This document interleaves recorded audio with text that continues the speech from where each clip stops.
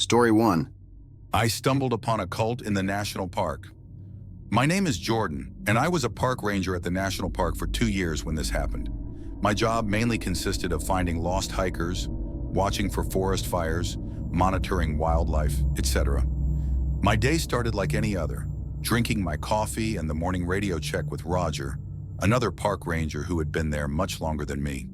We spoke about the usual stuff, the weather, our plans for the day, and he'd always ask if I found anything strange the night prior.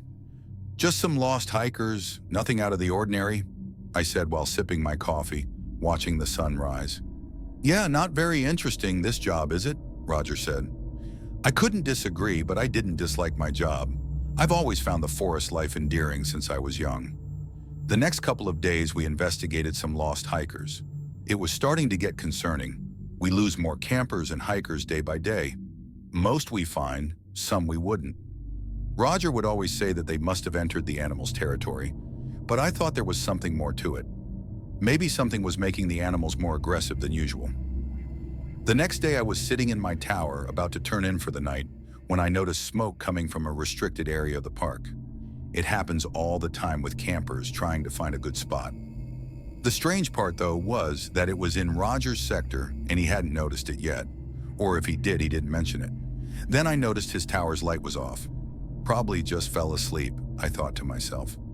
Just when I got dressed and ready to deal with it in his stead, the smoke went out, and about 15 minutes later, Roger's tower lights turned back on. Now realizing he must have just dealt with it, I went to sleep. The next day, some more lost campers. I was asking Roger why the park hasn't been closed down when he told me that since it was getting into wintertime, the bears would be hibernating and the attacks would likely drop, so the management didn't see the need. While this was greatly concerning, there's nothing I myself could do about it except try and keep the campers safe. The really strange stuff started happening after that. It was the start of winter, and so the bears should have started to go into hibernation, but the casualties kept ramping up. I told Roger I was going into the forest to investigate what's going on. There has to be a reason, I thought to myself. While he strangely discouraged it, he didn't interfere. And so I was off, armed with my rifle on my back, my radio, my flashlight. Just as I reached the bottom of the tower, my radio beeped, indicating a low battery. "I'll change it when I get back," I said, being too lazy to walk back up all the stairs. As far as animal incidents go, I didn't see any of the usual signs like blood trails or really anything at all. Until, that is, I found tracks, not for an animal, but a person. There weren't many campers in the area at this time of year due to both the worsening weather and the recent uprise of missing people. So I thought it quite strange. I started following them when I found myself at the entrance of the restricted area that had the campers the other day. "I can believe these people," I said to myself, shivering as the wind picked up. As I followed the tracks, I started smelling smoke from a campfire, and then I knew it must be the same campers from last time. "Roger must have let them off easy," I said, cursing his kindness. But as I started getting close, I got chills down my spine, as if my sixth sense was telling me to get out of there. But I couldn't yet, not until I figured out what the hell was going on. It was then that I heard it. Drumming. Not the type that some teenagers would listen to, not the type that anyone would listen to, the type that demons would listen to. Right as I considered getting closer, a huge flame lit up the black forest, and what I saw ahead of me gives me nightmares to this day. There were at least 20 or 30 people dressed in blood-soaked robes dancing around a burning animal on a cross. But it was no mere animal. It was huge. Could have easily been 9 feet tall with arms half that. I swear I saw it turn and look at me. I was almost sick at the sight but held it in fear of being caught. I started walking away very slowly when my blood turned to ice, as my radio beeps indicating low batteries. "Shit!" I whispered to myself as I took the batteries out of the radio to stop the beeping. The drumming stopped. I turn around to find that all 30 people are now standing still, silent, all looking right at me. I ran, knowing I can't get them all with just my rifle. There was too many. I ran now, knowing what was happening to all of the campers. I ran, knowing that one wrong step would be the end of me. Cutting through the woods, I managed to make it back to my tower and then radioed Roger, telling him everything. He tells me to calm down and that he's in the park and asks me where I am. Okay. Just as I was about to finish my sentence, I remembered that Roger went to check that exact same place out yesterday when there was a fire and came back fine, not even reporting it. It was then that my heart sank and my stomach turned upside down. I made it to your tower, but I kept the light off, I said, hoping I was wrong about this.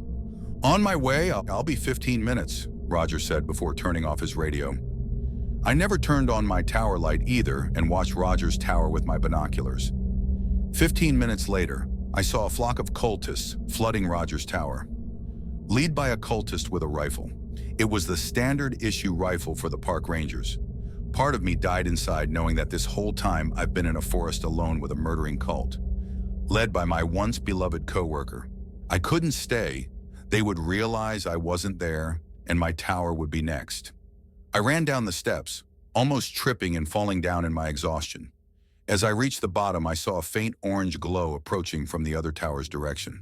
They were almost here. I darted to the ranger station with every bit of energy I had left, dropping everything except my rifle. I got to the ranger station and found my Jeep still parked where I left it. The keys should be inside the station as per the company policy. It was then that I realized my fatal mistake. While I knew where the Jeep keys were, I left the keys to the station in my tower in a panic. I'd have to break in. I lowered my shoulder and started bashing into the door, causing the anti-bugler alarm to go off. I was sure anyone could hear an alarm that loud from miles away, let alone my tower, which wasn't far. Just as I got the door open, I saw those dreaded orange lights again. I didn't have time to hesitate. I grabbed my Jeep's keys and all the other keys to cars, fearing they could follow me, and ran to my Jeep. The second I got into my Jeep, a bullet fired through my back window, just missing me. It was Roger. I scrambled to start the car as I heard incoherent screaming coming from the tree line, getting closer each second. Another bullet came flying through. This time it grazed my ribs. I finally managed to start my Jeep and peel out of the park before Roger got any more bullets shot at me. That was 2 years ago. I reported what I saw, but nothing turned up and I had no proof. I now live off-grid in a forest far from the park. Apparently the disappearances were chalked up to animal incidents. But I know the truth. I still don't know what the hell that creature was that was on the cross, but the thought is always in the back of my mind. And sometimes at night, I hear the drumming. Story 2. The Hollow Campground. The Hollow Campground is a forgotten spot in Blackstone National Park. Officially, it's closed due to erosion and unsafe conditions, but locals whisper darker reasons. They claim campers vanish there, leaving behind empty tents and soldering fires. I never gave the stories much thought, until last summer. A group of college students decided the Hollow would be the perfect place to test their courage. They bribed a part-timer at the visitor center for a map and set off without registering. When their parents reported them missing 3 days later, I was assigned to the search. It's a 4-hour hike to the Hollow, but I reached it by early afternoon. The first thing I noticed was the unnatural quiet. No bird song, no rustling leaves, just silence. The students' tents were there, 2 of them, along with their gear. A fire pit sat in the center, its ashes cold. Yet, there was no sign of the campers. No footprints leading away. No notes. Just nothing. I radioed the station to report the situation and decided to look around. The Hollow is surrounded by dense forest, the kind that swallows light and sound. As I moved deeper into the trees, the temperature dropped, and the air grew thick, oppressive. That's when I saw it.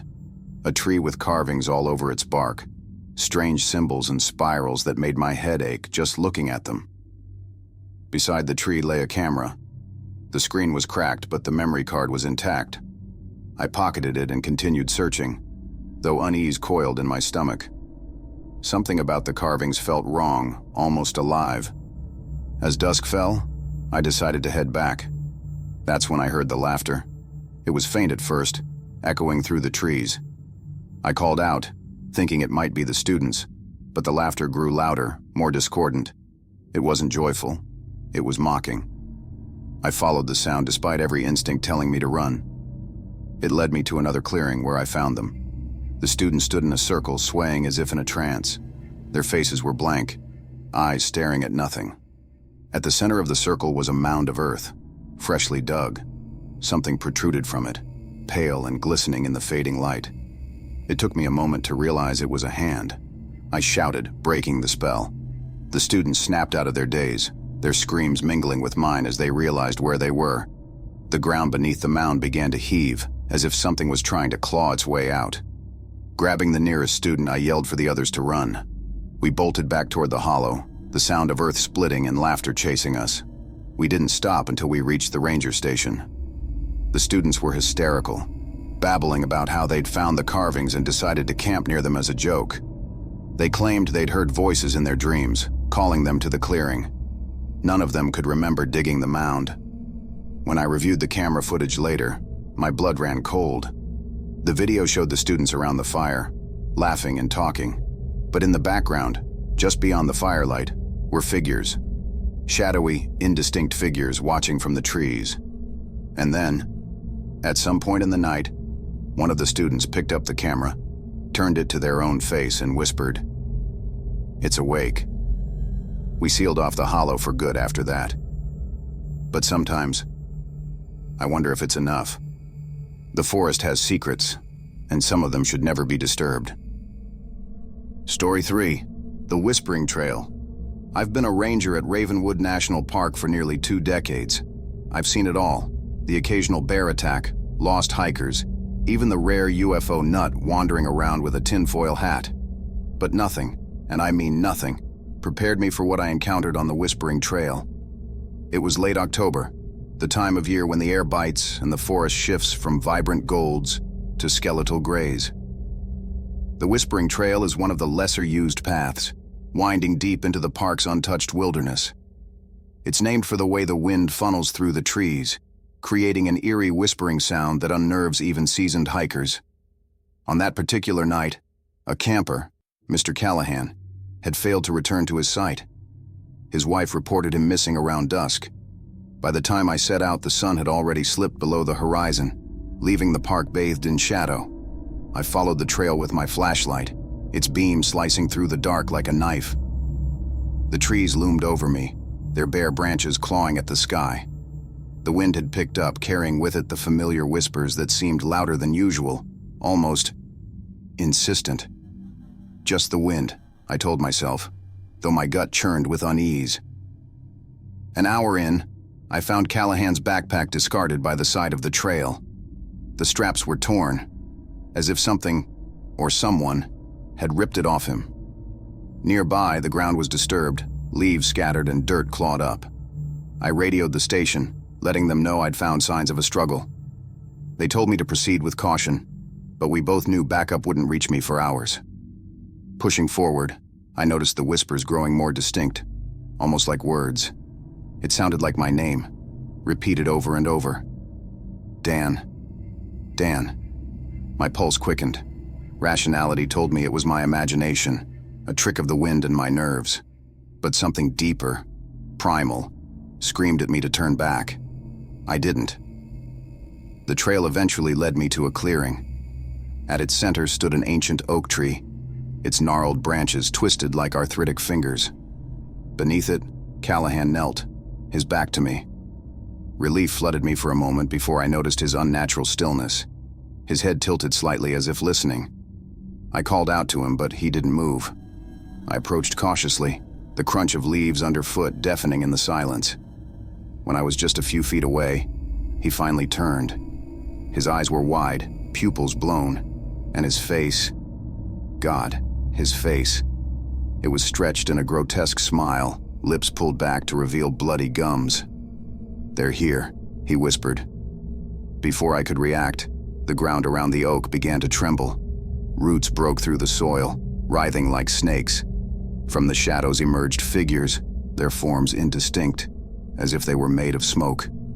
They moved unnaturally, jerking and twitching. The whispers were deafening now, a cacophony of voices speaking in a language I couldn't understand. Callahan began to laugh, a high-pitched, hysterical sound that echoed through the clearing. One of the figures reached out, its smoky appendage stretching toward him. I shouted, aiming my flashlight at it. The beam caused the figure to recoil, hissing like a cornered animal. Grabbing Callahan by the arm, I dragged him back toward the trail. The figures didn't pursue, but their whispers followed us, growing fainter with each step until they were finally swallowed by the wind. Callahan was incoherent by the time we reached the ranger station. He kept muttering about the old ones and how they lived beneath the roots of the forest, waiting for those who wandered too far. We contacted his wife and got him medical attention, but he was never the same. Neither was I. I've avoided the whispering trail ever since. Sometimes, on quiet nights, I swear I can hear my name on the wind. And I've learned one thing. Some paths are better left untrodden.